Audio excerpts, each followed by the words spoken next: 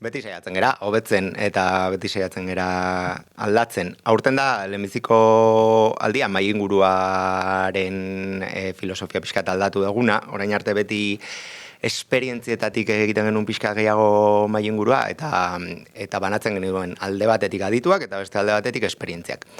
Aurten esan dugu hartuko ditugu 4 profil ezberdin, denak izango dira hizlari, eta gero denekin egingo dugu mai ingurua. Orduan hori izan da agian aurtengo aldaketa nagusia.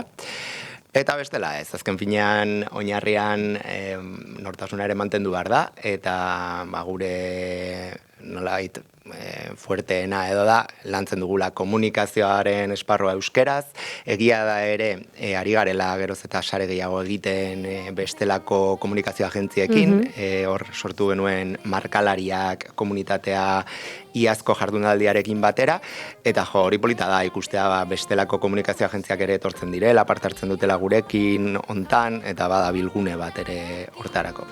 Ez, eta nik uste hor egon dela intenzionalidade bat, baina asko sortu duela baitare, mitoaren kasuan adibidez, asko sortu duela publikoak baitare.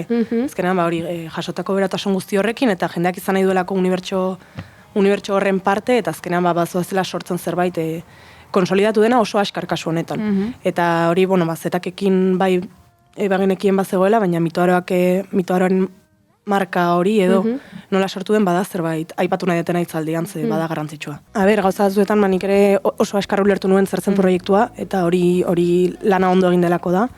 Eta bestetik, ez bakarrik aurretik lan egin dutenen gatik, baina oraintxe bertan lanean ari diren guztien gatik ere, nik nahi dut hori ondo erakutsi eta niretzako proiektua bada importantea, ja maila pertsonal batean, eta hori komunikatzea bada presioa, ez?